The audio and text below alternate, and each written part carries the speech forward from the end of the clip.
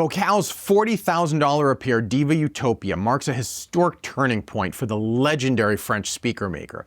On the one hand, the introduction of the Diva Utopia and its more powerful sibling, the Diva Mezza Utopia, signal that Focal intends to embrace the modern, high-tech luxury audiophile with a fully active speaker that sports built-in amplification, active crossovers, cutting-edge wireless connectivity, and modern DSP worthy of the Utopia name, alongside its flagship passive speaker lineup. The Diva Utopia is one of the most technologically complex and advanced loudspeaker systems Focal has ever produced. Nevertheless, the question is simple. Does the new Utopia still sound like a utopia? Let's take a closer look.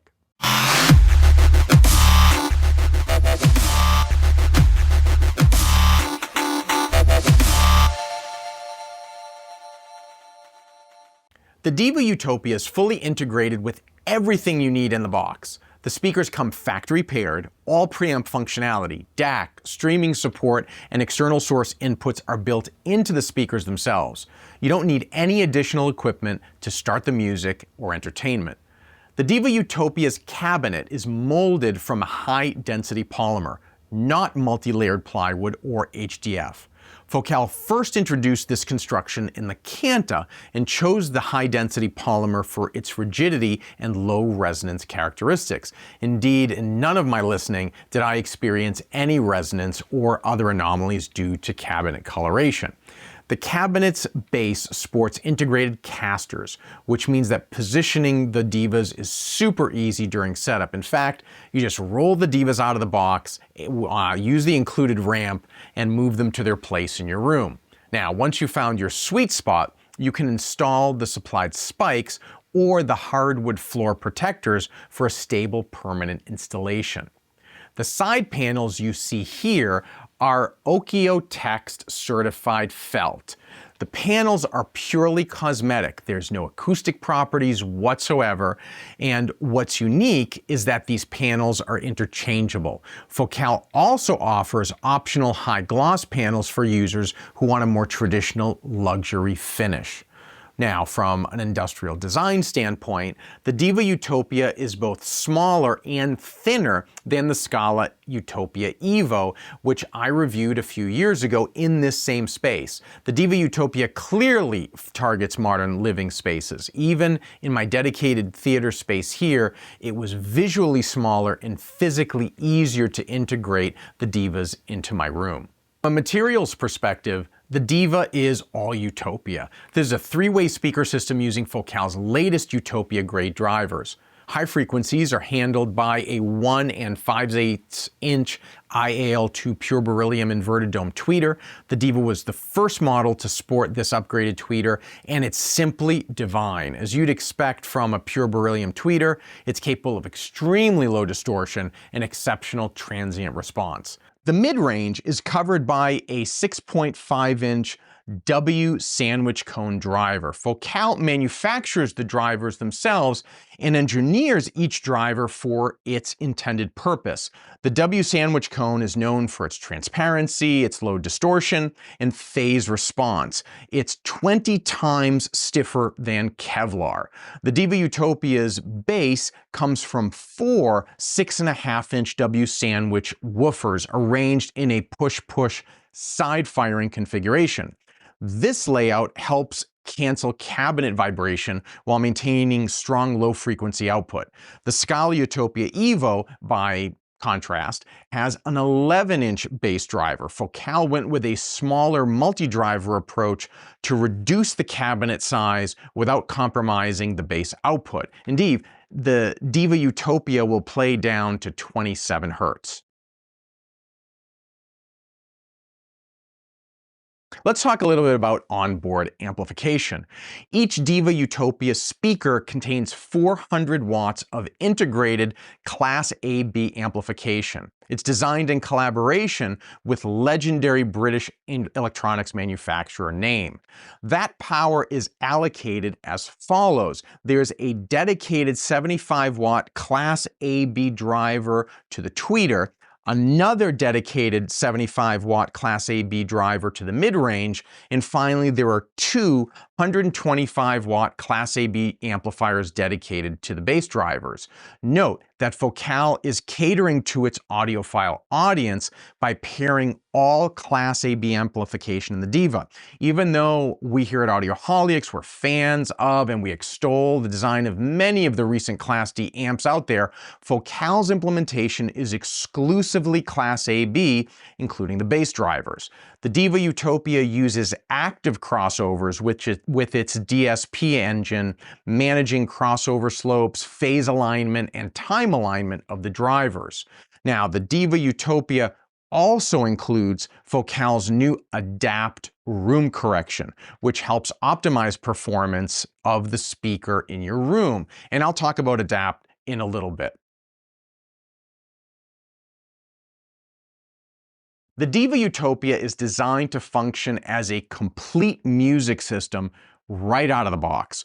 Wireless streaming supports AirPlay 2, Google Cast, Spotify Connect, Tidal, Qobuz, Universal Plug and Play, and high-res files up to 24-bit 384 kilohertz. Now, the two speakers communicate wirelessly via ultra-wideband and support lossless stereo transmission up to 96K 24-bit. Ultra-wideband technology does not suffer from any of the latency issues and is immune from the wireless interference issues that you typically get with Bluetooth and Wi-Fi. I never noticed any issues whatsoever in the communication between the two speakers. Now, if you want higher resolution, you can use an Ethernet connection between the speakers that allows operation up to 192K 24-bit. Focal includes a beautiful braided shielded Ethernet cable specifically for that purpose. One of the two speakers functions as a traditional preamp with external inputs. You'll find everything you need with HDMI eARC, optical, USB, RCA analog input, and Ethernet, making the Diva Utopia equally at home in a music or a home theater TV-centric setup. Now, there is no on-speaker volume or other controls. Everything is handled through the Focal and Name app, which manages streaming services, inputs, system configuration, volume, and updates. Focal's onboard room correction, Adapt, which stands for Adaptive Acoustic Personal Tuning, aims to simplify the complexity of EQ. Now, there's no external mic that you have to buy, there's no computer or other software required other than the app. Everything is done exclusively there, and you use a series of test tones and your smartphone. If you have a modern iPhone with LiDAR AR capabilities, it will auto-calculate the relevant distances, and I verified those with a laser meter myself. They were spot on. You can check out the YouTube video linked here and below for a full step-by-step overview of the Adapt room correction process, and you can see for yourself how easy it is. Focal's Diva Utopia is the first speaker to support Focal's new Adapt room correction system. Adapt aims to be super simple to use. There's no external microphones, just a smartphone, and in my experience, Adapt is really non-destruction to either the speaker's performance or dynamics. The Adapt process runs in 3 logical steps. Number 1, you enter distances, you balance left and right, and then you optimize the in-room performance. The first run will probably take 15 to 20 minutes, and once you're familiar with the process, you can run an Adapt calibration in as little as 5 to 10 minutes. You can fine-tune Adapt's intensity or defeat it entirely to A/B the impact. Now, there's one glaring limitation in my opinion. You can't store multiple Adapt profiles, and it's something I'd like to see added to the system.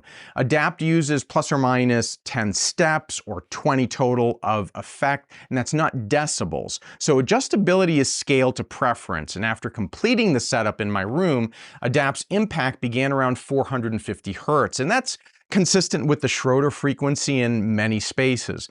Now, it was subtle, but essential in the bass, particularly below 70 Hertz, where room modes dominate. And I did a deep dive into Focal's Adapt, and you can watch that video linked here and in the description below if you want to do a deeper dive and see how it works yourself. So let me go into some measurements now, and you can see the Diva's in-room response and the effect with and without Adapt engaged. Each Diva weighs 141 pounds, so I focused my measurements on in-room frequency response at the RSP, or the reference seating position, and the specific impact of Adapt in that regard. Now, I set up the Diva Utopias with a slight toe in towards the RSP, and the tweeters approximately 3 feet from the back wall. My long-running experience with Focal's beryllium tweeters, as seen in my measurements of the Focal 1000 Utopia and Scala Utopia reviews, is that on-axis anechoic traces often show a mild rise approaching 20 kilohertz, but that in-room line flattens nicely with appropriate placement and the listening window's ultimate integration. And that's exactly what I observed here. With Adapt at 70%, which is the default, the left-right speaker tracking in my room was excellent, and the overall in-room balance was pretty linear, with a slight rise in the low end, which is obviously appealing. That delivered a really good in-room response. Now, all the measurements I'm showing you here are at 1/12 smoothing. So let's take a look at the impact of Adapt on the Diva Utopia's in-room response at the RSP. So here are the measurements of the left and right speakers with Adapt disengaged at 70% and at 100%. Disengaged, the dip between 50 and 60 Hertz is an in-room mode, so you can ignore that. But notice that Adapt's effect in-room is subtle, but effective where it matters most. This performance reminded me of the Scala Utopia's attenuation jumpers, which are analog jumpers on the base of the speaker. Now, as you can see, switching Adapt off versus 70% and then 100% shows Focal's non-destructive tuning philosophy. Adapt tames excess bass without crushing system dynamics or affecting the tweeter's top-end air. If your taste leans warmer or leaner, Adapt's plus or minus 10 steps provide flexibility to suit your taste. Here's now a zoomed look at what Adapt did to the Diva Utopia left and right speakers' low-end frequency response in my room, again measured at the RSP. The Diva Utopia being a 2-channel system with no sub integration and a minimalist correction philosophy, can't and isn't trying to replicate the control of something like Direct Art with its approach to bass management. Even so, both with and without Adapt, the Diva Utopia measured cleanly and performed exceedingly well in my room. Let's talk about my listening impressions. Well, my sources included Qobuz via the Focal name app and my Roon media server. If you're a Roon fan like I am, you'll just note that there's no native Roon RAT support. So you either have to stream via AirPlay 2 or Chromecast. I chose to use Chromecast, and I also had Adapt enabled at 70%. The majority of the time, I had the Diva Utopias connected via Ethernet, not Wi-Fi for my streaming, and I also, for let's say 60–70%, had them tethered to each other with the included shielded RJ45 patch cord. Now, for me, the real star of the show is that IAL2 beryllium tweeter. It just steals the show on the Diva Utopia. The top end is pristine, it's effortless, it's smooth and airy without any harshness or fatigue over extended listening sessions. Now, from the first notes, the Diva Utopia sounds remarkably cohesive. Listening to some of my favorite vocalists such as Dido, Sarah Bareilles, Sarah McLachlan, Dominique Philimy, Natalie Merchant, and Alicia Keys, to name a few, was just truly a reference experience. The Diva Utopias just excelled at imaging vocals, choral pieces, instruments, and there was just a huge soundstage throughout. So on tracks like Sarah Bareilles' No Such Thing, Satellite Call, on Amidst the Chaos Live at the Hollywood Bowl, Sarah's vocals are just full-bodied. They're clearly distinct from the synthesizer bass lines, from cymbals, and from the supporting vocals, and it was just easy to make out both the layers and their placement across the soundstage. Now, on lesser systems, you'll have some smearing or bloat in the upper bass that just bleeds into the vocals on this track. But in my room, the Diva Utopias just placed the soundstage right at the plane of the speakers, so they were never overly forward, nor were they overly relaxed in their musical presentation. The Diva Utopia's bass performance, however, that was not as cut and dry to me. Purist audiophiles, they really eschew any sort of digital room correction. And that makes dialing a full range speaker into your room a bit of a challenge. And as you can see in the measurements, Focal's ADAPT system did a solid job of nullifying bass bloat in my room. However, I felt that the ADAPT system was nowhere close to the textbook performance that I get through Focal's Astral 16 with Dirac Art and my Utopia 1000 in-wall speakers, or in the Focal Scala Utopia that I had in this room as well.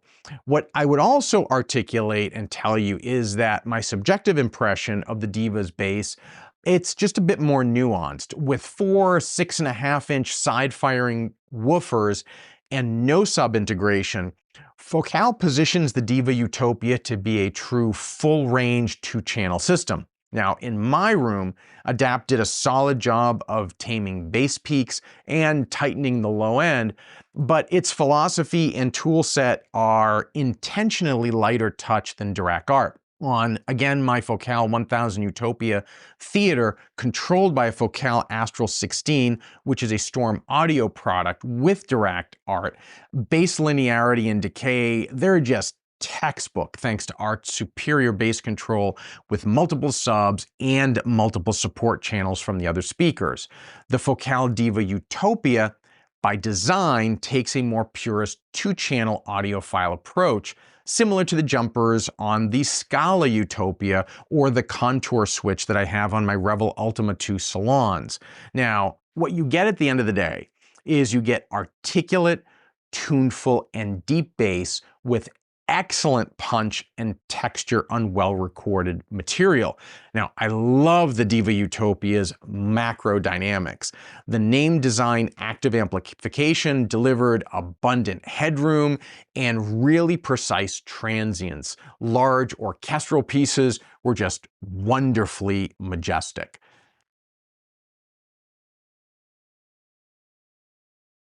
After 6 months of use, what stood out to me was not only the sound of the Diva Utopias, but also my interaction with the Diva Utopias and their aesthetic presence in my room. That being said, 5 things really stood out. Number 1, you have truly component-free listening. I mean, there's no external preamp, DAC, streamer, or power amps required. This really changes the physical and aesthetic experience of high-end listening. It's cleaner spaces, fewer variables, and you kind of just have a faster interaction with your system. Number 2 is you have ADAPT room correction. It really is one of the easiest and most repeatable room correction systems I've used. There's no mic, no laptop, no fuss, and it's fast. Yet what ADAPT does is meaningful and it delivers. Yes, it's not Dirac Art, it's not Trinov, but what it delivers where it matters most, and it's impactful. Third is ultra-wideband wireless speaker linking. You have 0 latency between the 2 speakers. You get 9624 wireless connectivity between them, and you have 19224 over the included Ethernet RJ45 cable should you want higher resolution, and that just eliminates any timing gremlins whatsoever, either with the included Ethernet and also with the ultra-wideband wireless. There are no interference concerns, and yes, high-res audio limitations associated with other wireless technologies are just gone. Now, the next item that I think is a game changer is the interchangeable panels. You get tremendous aesthetic flexibility, and that's just rare at any level, not just at the reference level. And that means you can swap finishes later, you can match changing interiors, or you can even replace a damaged panel without shipping back an entire speaker or living with cabinet scratches. The next item is slide-out electronics. This is a potential game changer for real-world serviceability, and that makes long-term ownership less stressful and less expensive. So think about shipping 241 pounds of cabinetry and then the time it takes to get that delivered back to you. I've yet to come across a perfect speaker. Every speaker is designed for a particular customer segment, and then that's designed within a target budget. The Diva is no exception, and I think you should be aware of the following. Number one, there's no subwoofer output or integration. It's not surprising considering that this is a product for a two-channel aficionado, and the Diva Utopia is designed as a self-contained full range stereo system. If you want distributed bass arrays, dedicated subs, or multi-channel expansion, it's talking about a whole different ecosystem. That's a Scala Utopia with separates and Dirac art. There's also no native Roon RAT, so therefore you have to use AirPlay or Chromecast for streaming from Roon. Now, RAT purists like me, you're immediately going to notice the omission. Just use Chromecast and you're fine. Then you also have the lack of adapt profiles. You can't store multiple calibration profiles. I'd love to see Focal add that in the future. Then there's panel cost.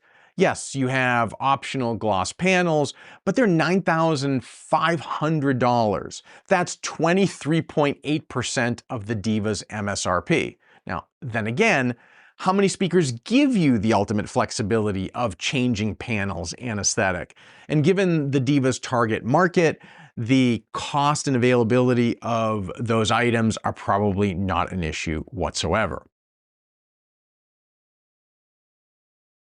In 2024, I had Focal's Scala Utopia in for review in this exact same space, but driven by a Focal Astral 16 with Dirac and name monoblock amps.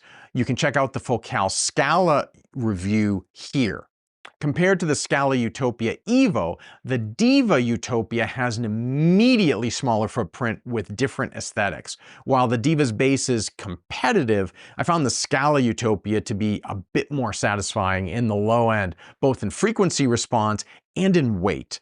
Now, where the Diva Utopia may hold a slight leg up on the Scala is in the tweeter. I just found this IAL2 tweeter to be simply divine. The overall experience and price of the two is also vastly different. You're all in with the Diva Utopia. I mean, that's it. It's that easy. With the Scala Utopia, you're adding at least another 40 to 50,000 in electronic, and that's a huge advantage that an active speaker setup gives you. Focal's Diva Utopia is a groundbreaking product for the company. And this is a fully active wireless utopia that sacrifices none of Focal's core strengths while embracing the realities of modern listening. The Diva Utopia is made for the discerning luxury audiophile who wants reference two-channel performance without the stack of separates, cables, or complexity. The Diva is ideal for that New York apartment or a sprawling residence, and for design-forward buyers who value aesthetic flexibility and the ease of a tightly integrated solution. Sonically, Diva delivers all of what you'd expect in a Utopia speaker. It's a sublime, extended, and effortless top end, an open articulate mid-range, and deep articulate bass. Name's electronics and amplification are a perfect match. While Focal's traditional Utopia towers aren't going anywhere, the Diva Utopia makes it clear that Focal is committed to a parallel path of both active speakers up and down the range that complement their passive siblings. Now, for those who want state-of-the-art sound with state-of-the-art simplicity, Diva Utopia is the reference speaker for the modern audiophile. This is not your grandfather's hi-fi. And that's precisely the point. If you'd like to do a deeper dive into the Diva Utopia, check out my full review on audioholics.com. And remember, keep listening. And don't forget our Patreon channel at patreon.com/audioholics. We appreciate your support. You'll get direct access to us, you can ask questions, and you can even suggest topics for future programs.